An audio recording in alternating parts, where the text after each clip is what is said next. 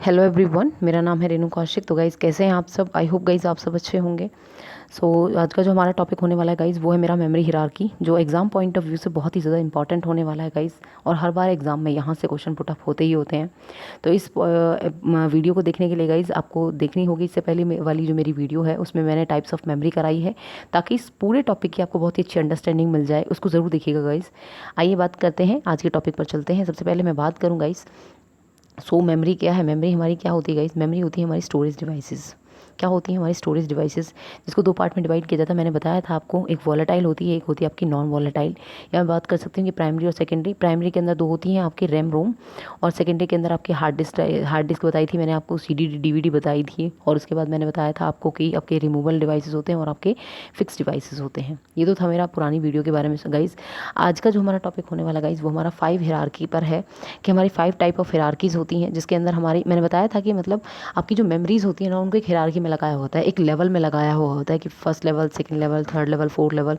तो गाइज यहाँ पर 5 लेवल दिए होते हैं, जिसके अंदर हमारे सबसे पहला आता है हमारे registers, then cache, then main memory, then हमारी मैग्नेटिक डिस्क होती है और मैग्नेटिक टेप्स होती हैं गाइज। यहाँ पर आपको समझने वाली चीज़ जो बहुत इंपॉर्टेंट है, मैंने उनको हाईलाइट किया हुआ है गाइज, कि फर्स्ट जो 3 होती है ना गाइज, वो आपकी होती है वॉलेटाइल। इट मीन्स वो आपकी प्राइमरी मेमोरी के अंदर आएंगी, मतलब कि आपके रैम के अंदर आएंगी, ठीक है। और उसके बाद लास्ट 2 होती है ना गाइज, वो हमारी कौन सी होती है? नॉन वॉलेटाइल, जो कि हमारी परमानेंट मेमोरी के अंदर होती हैं, जो रोम के अंदर होती हैं। Clear guys?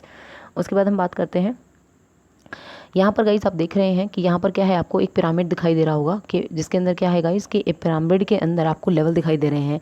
तो गाइज आपको यहाँ पे याद रखना है कि ये मेरा 0 लेवल होता है, ये मेरा 1 लेवल होता है, ये मेरा 2 है, ये 3 है, ये 4 है। यहाँ पर गाइज ये लेवल 5 दिखाई जाएंगे, लेकिन जो लेवल हैं वो आपके लेवल 5 पार्ट में है, लेकिन लेवल जो स्टार्ट आपके 0 से हैं, ठीक है। तो गाइज़ यहाँ पर 0 क्यों बोला गया है, मैंने इस चीज़ को समझिएगा। हम सभी को पता है गाइज़। अगर मैं बात करूँ, सबसे पहले हमारे क्या होते हैं? रजिस्टर्स। आपको दिखाई दे रहे हैं इस हिरार्की के अंदर सबसे टॉप पर कौन है गाइज़? आपके रजिस्टर्स। तो गाइज़ आप सभी को पता है कि ये मेरा क्या है? कंप्यूटर है। इसको एक डायग्राम से समझते हैं, मेरा कंप्यूटर है। इस कंप्यूटर के अंदर क्या है? मेरा CPU है गाइज़, ठीक है। और CPU के अंदर गाइज़ क्या होता है, कि इस CPU के पास क्या होता है गाइज़? मेरा प्रोसेसर। और इस प्रोसेसर के आसपास ही ना गाइज़ कुछ मेमोरी यूनिट्स होती हैं, ठीक है। तो इस प्रोसेसर के जो बहुत ही पास जो मेमोरी होती है ना, उसको क्या बोलते हैं गाइज? उसको बोलते हैं हम रजिस्टर्स। ध्यान से समझिएगा कि प्रोसेसर के पास, CPU प्रोसेसर के पास जो मेमोरी यूनिट बहुत ही करीब होती है CPU प्रोसेसर के, उसे हम क्या बोलते हैं गाइज? उसे बोलते हैं हम रजिस्टर्स।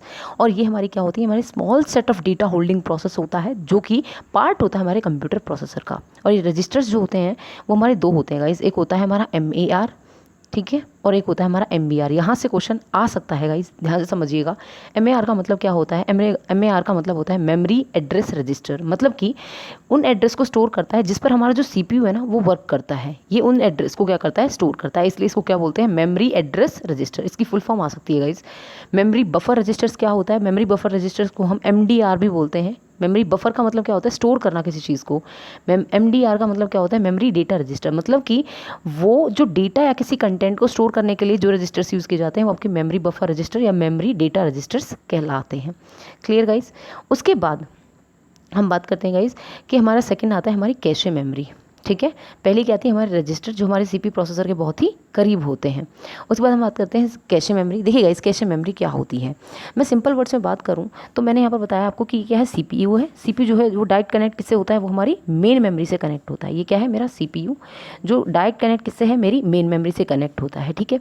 तो गाइस क्या होता है कि जो हमारे, क्योंकि मेन मेमोरी से कनेक्ट होता है डायरेक्ट, क्यों? क्योंकि अगर आप देखें इस हिरार्की के अंदर, तो सबसे लास्ट में आपकी क्या होती है? सबसे लास्ट में आपकी सेकेंडरी मेमोरी, ठीक है।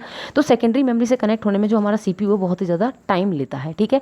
तो इसीलिए जो हमारा CPU है वो डायरेक्ट किससे कनेक्ट होता है? वो मेरी मेन मेमोरी से कनेक्ट होता है। लेकिन कभी कभी क्या होता है गाइस, कि जो हमारी मेन मेमोरी है ना, उस तक कनेक्ट होने में भी ना बहुत ज़्यादा टाइम लगता है। अगर मैं बात करूँ स्पीड की, तो CPU की स्पीड बहुत ही ज़्यादा होती है रादर देन हमारी मेन मेमोरी के। मेन मेमोरी की जो स्पीड है वो बहुत ही कम होती है, अगर हम बात करें किसके डिफरेंस की, कि CPU के डिफरेंस में, ठीक है। तो गाइज यहाँ पर आपको ध्यान ये रखना है कि जो CPU और मेन मेमोरी को कनेक्ट करेगा, या इन दोनों के बीच में जो मेमोरी आती है, वो मेरी कौन सी होती है? वो मेरी कैशे मेमोरी होती है।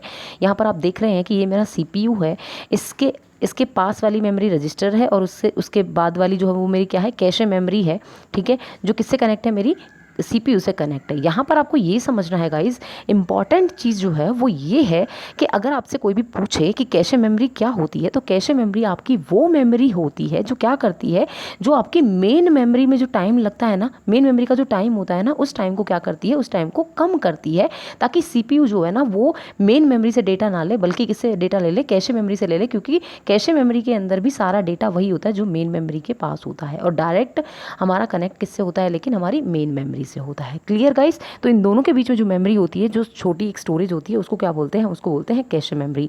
हम सभी जानते हैं कि जो CPU है वो ज़्यादा स्पीड से वर्क करता है, ठीक है। तो डेटा सबसे पहले स्टोर होता है मेन मेमोरी के अंदर, ठीक है। और प्रोग्राम्स क्या होते हैं, प्रोग्राम हम जब भी जानते हैं सेट ऑफ इंस्ट्रक्शंस होती हैं। तो प्रेजेंट में जितनी भी इंस्ट्रक्शंस एग्जीक्यूट होंगी ना, उन डेटा को हम कहाँ डालेंगे गाइज, उन डेटा को मेन मेमोरी में न डाल के हम कहाँ डालते हैं, हम कैशे मेमोरी में डालते हैं, ताकि हमारे CPU को काम करने में टाइम कम से कम लगे। इसीलिए कैशे मेमोरी हेल्प करती है CPU के जो टाइम पीरियड है ना, उसको क्या करने में, उसकी स्पीड को बढ़ाने में और उसके टाइम को कम लगाने में, ठीक है। तो मेन वर्क क्या होता है कैशे मेमोरी का, रिड्यूस करना एवरेज टाइम को, ताकि CPU data cache main memory से ना ले, किससे ले ले, कैशे मेमोरी से ले ले, ताकि उसे टाइम कम से कम लगे। ये होता है इसका पूरा का पूरा वर्क, ठीक है गाइस, क्लियर यहाँ तक। उसके बाद आपको पता है कि हमारे थर्ड आती है मेन मेमोरी। तो मेन मेमोरी हम सभी जानते हैं, मेन मेमोरी मैंने बताया था आपको कि मेन मेमोरी क्या होती है, हमारी वॉलेटाइल मेमोरी होती है। मैं बोल सकती हूँ कि मेन मेमोरी हमारी दो पार्ट्स में डिवाइड है, रैम और रोम में। रैम जो बताई थी मैंने आपको होती है DRAM और SRAM। SRAM क्या होती है, कैशे मेमोरी के लिए यूज़ की जाती है, याद है ना गाइस, कैशे मेमोरी के लिए यूज़ की जाने वाली आपकी SRAM होती है। DRAM आपकी रैंडम एक्सेस मेमोरी रैम के लिए यूज़ की जाने वाली होती है। उसके बाद रोम के अंदर बताया था मैंने आपको 3 तरह की होती हैं, PROM, EPROM और EEPROM। ये क्लियर गाइस कि मेन मेमोरी क्या होती है, मेन मेमोरी हमारी वो मेमोरी होती है जो डायरेक्ट कनेक्ट होती है हमारे कंप्यूटर से, और अगर आपका जो डेटा होता है वो टेम्प्रेरी बेस पर जिसके अंदर स्टोर होता है, या हमारी वॉलेटाइल मेमोरी होती है। अगर डेटा जो, अगर मान लीजिए आपका कंप्यूटर ऑफ हो जाता है, तो जो मेमोरी है वो, जो डेटा है वो क्या होता है, वो उड़ जाता है और डिलीट हो जाता है अगर आप कंप्यूटर को बंद कर देते हो। Clear guys? उसके बाद हम बात करते हैं, उसके बाद क्या है गाइस, हमारा मैग्नेटिक डिस्क है। मैग्नेटिक डिस्क के अंदर क्या आती है, ये हमारी क्या है, ऑक्सिलरी मेमोरी है। मैंने बताया था ऑक्सिलरी मेमोरी को क्या बोलते हैं हम, परमानेंट मेमोरी होती है, जो किसके अंदर होती है, हमारी रोम के अंदर होती है। तो ऑक्सिलरी मेमोरी हमारी क्या होती है, non volatile type of memory होती है। मैग्नेटिक डिस्क किसके अंदर आती है, मैग्नेटिक डिस्क क्या होती है गाइस, इसके अंदर मैग्नेटिक डिस्क का सिंपल सा एग्जाम्पल हम समझते हैं हार्ड डिस्क। मैंने आपको बताया था हार्ड डिस्क क्या होती है, जो किसमें बटी हुई होती है गाइस, हमारे ब्लॉक्स में। और ब्लॉक्स किसके अंदर होते हैं, सेक्टर्स के अंदर होते हैं। और ये सेक्टर्स किसके अंदर काम वर्क करते हैं गाइस, बाइनरी सिस्टम पर काम करते हैं, ये मैंने बताया था आपको। उसके बाद मैंने आपको बताया था कि मैग्नेटिक डिस्क के अगर आपसे कुछ एग्जांपल पूछ ले जाएं, तो हार्ड डिस्क, फ्लॉपी डिस्क और आपके जिप डिस्क जो है वो टाइप है आपके मैग्नेटिक डिस्क के। उसके बाद हम बात करते हैं मैग्नेटिक टेप।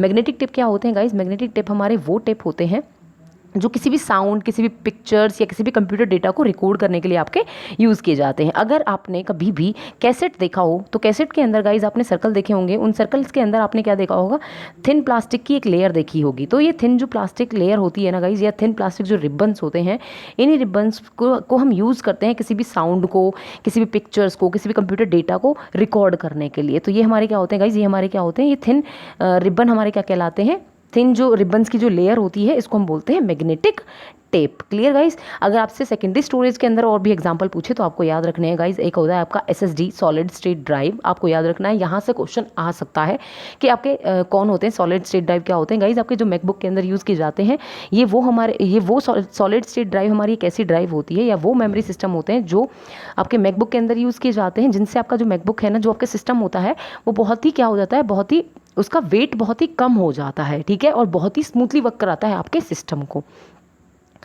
उसके बाद हम बात करते हैं, यहाँ पर मैंने इनकी एक्सप्लेनेशन दी हुई है, इसको बहुत ध्यान से समझिएगा गाइस, कि जीरो लेवल पर आपके कौन होते हैं, आपके रजिस्टर्स होते हैं।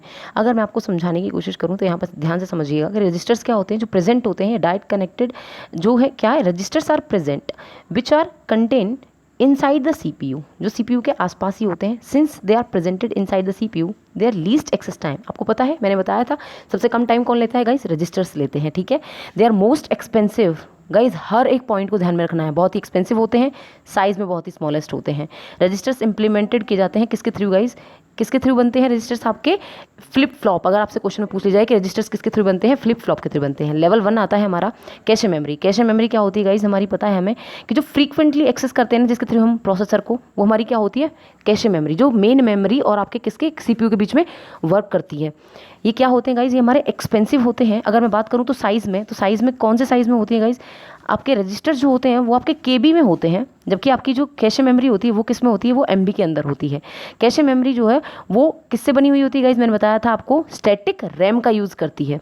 उसके बाद आपका सेकंड लेवल जो है वो आपका क्या है गाइस, कि मेन मेमोरी। मेन मेमोरी आपकी सेकंड लेवल के अंदर होती है मेन मेमोरी। मेन मेमोरी मैंने बताया आपको कि जो एक होती है आपकी वॉलेटाइल, एक होती है नॉन वॉलेटाइल। वॉलेटाइल के अंदर मेन मेमोरी आती है, ऑक्सिलरी मेमोरी आपकी नॉन वॉलेटाइल आती है, जो इनपुट आउटपुट प्रोसेसर के थ्रू क्या करती है, एक तरीके से वर्क कराती है सीपीयू को। ठीक है, ये क्या होती है गाइस, ये एक्सपेंसिव होती है रादर देन, आपको पता है मैंने बताया था मेन मेमोरी एक्सपेंसिव होती है। ठीक है, और लार्जर होती है साइज में, क्योंकि ये किसका, कौन से डेटा का यूज़ करती है, जीबी के अंदर ये डेटा को स्टोर करती है।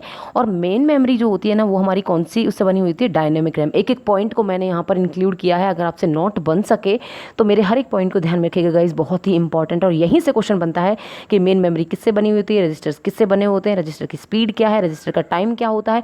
हर एक क्वेश्चन ऐसे ही बनता है और बहुत ही सिंपल क्वेश्चन बनते हैं गाइस, कोई भी बड़ा क्वेश्चन नहीं बनेगा यहाँ से।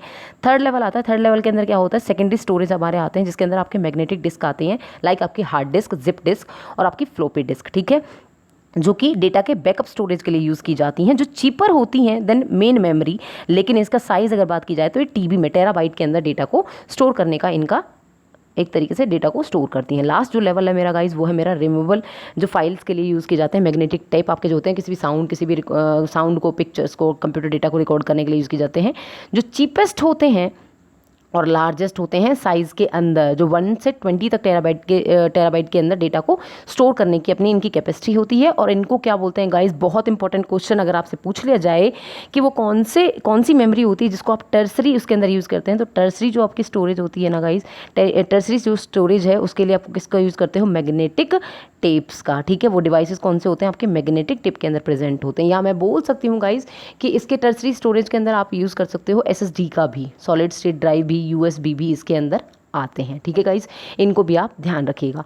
अब एक बहुत इंपॉर्टेंट क्वेश्चन अगर आपसे पूछ लिया जाए गाइज, मैं इस पर एक बार जा रही हूँ, ये जो आपका हिरार्की थी गाइज, ये जो मैंने पिरामिड दिखा रखा है, अगर मैं बात करूँ आपसे स्पीड की, ये मैंने बताया आपका सीपी प्रोसेसर, मान लीजिए मेरा सीपी प्रोसेसर है। ठीक है गाइज, ये अगर रजिस्टर इससे कनेक्ट है, ठीक है, रजिस्टर इससे बहुत पास है, तो डेफिनेटली रजिस्टर कम टाइम लेगा, ठीक है, सीपीयू तक पहुँचने में। तो अगर मैं बात करूँ टाइम की, तो टाइम आपका कैसे चलेगा गाइज, अगर मैं बात करूँ टाइम की, तो डेफिनेटली अगर सबसे कम टाइम कौन लेता है, रजिस्टर, उसके बाद कैशे मेमोरी, उसके बाद मेन मेमोरी, उसके बाद magnetic disk, then magnetic tape. तो टाइम मेरा ऐसे चलेगा गाइज नीचे की तरफ।